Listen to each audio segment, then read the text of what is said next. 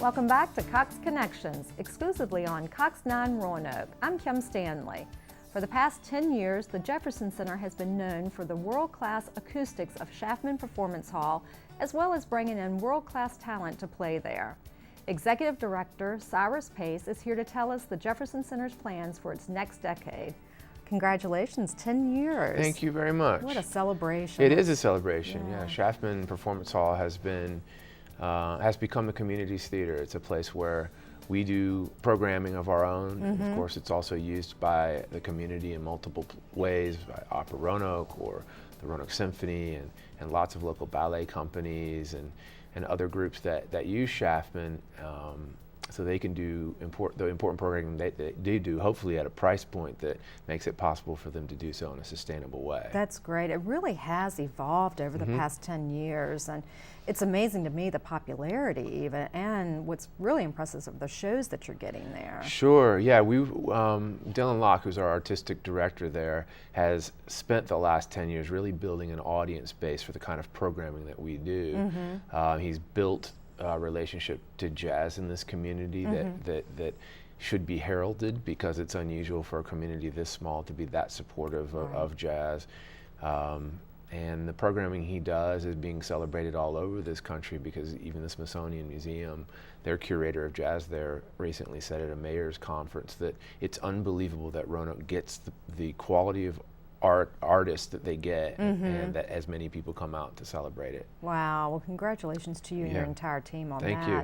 So now, you guys went through some renovations, is that correct? Or? Well, 10 years ago, the building itself was rejuvenated about 20 years ago. Okay. The original idea was to save the real estate, and of course Jefferson Center was the original Jefferson High School, right, which was closed in 1971. My mother went to Jefferson High School. Oh, great, yeah. And so the class of 1971 was the last class that graduated at Jefferson High School. So it sat dormant for about 20 years, and so a group of concerned alumni got together and raised the money along with city support and tax credits and some other things to make sure that that piece of real estate became an important part of the culture of Roanoke again. And then 10 years after that, they moved forward with the second phase, which was the rejuvenation of Shafton Performance Hall. Okay, and it's just beautiful. Yeah, it really is. It is. It's quite impressive, that's for sure. Yeah. So, and what a great vision, to see that, and it really has come true, exactly what they were planning. Yeah, it has, and I think, again, those original organizers thought about the real estate itself. They thought about the fact that the building would house other nonprofit organizations, which it does. We currently have 20 other nonprofit organizations who rent or lease space from us at below market rates. So they can focus on the things that they do, and they're not out in the community having conversations about capital needs. They're having a conversation about classical music or about local colors, or they're having a conversation about, they're having conversations about people who need medical care being connected to doctors who can provide it. So that was the original vision, that it would house these nonprofits, and then later it became this other vision, and then it became about Jefferson Center again creating a relationship with this community that's about great programming, about the idea that our children and ourselves, we all deserve access to world-class art, even in a small community.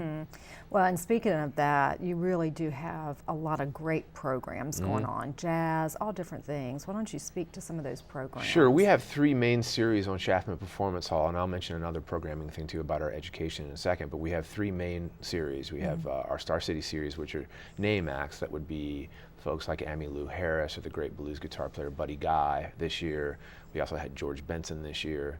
And then we have a jazz series where we do both a large venue performance and we have small venue performance as well on that series. So these are the great stars of jazz today, and the new stars that are coming up. For instance, we had Esperanza Spalding 2 weeks after she won the New Artist Grammy. She stole it from Justin Bieber, which we were all very excited about. And again, 2 weeks later, she's on Shafton Performance Hall stage. And she's making connections in this community, which is a big part of what we do too. And then we also have a family series where we do a matinee for all the students of the community. And then we also do an evening performance or Sunday performance for families and their children. The kids come for $5. You know, the tickets are $5. We do things like, you know, theater presentations or Chinese acrobats or a whole list of different things. And then the other important component of the programming we're doing is the educational outreach that we're doing through the Music Lab and Sisters of the Circle. So for us, it's not enough just to get these artists like Esperanza here, but it's about how deep can her impact be when she's here. Does she get to Patrick Henry High School and sit in a room with 35 kids who are interested in jazz and talk to them about her life? Does she go up to the Music Lab and sit in on a recording that some kids are doing and talk about, you know, talk about her life and talk about what she knows? Right. How do people find out more about all of these programs, and are you looking for volunteers? Yeah, we have a great volunteer group. We actually share our volunteer group with the Roanoke Symphony, so because we, you know, they perform in Shafton along with some other venues, but they perform in Shafton Performance Hall, and that's online. You can connect with Ian Fortier, who's our volunteer coordinator. Information's at www.jeffcenter.org. Okay. And yeah, there are always volunteer opportunities. Of course, there's always support opportunities, like any organization in this country right now that depends on the good faith and support of a local community. There's always more that can be done.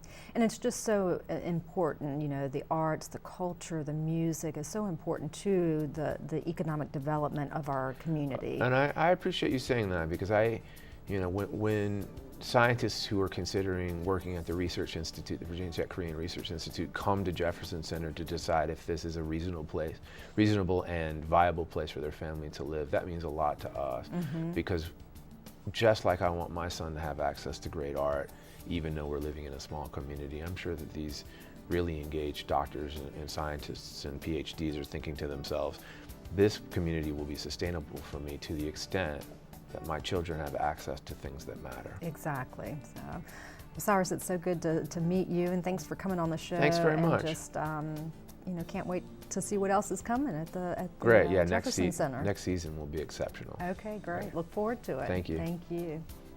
Still to come, we'll find out how America's toughest road race is impacting our region's economy. Stay with us.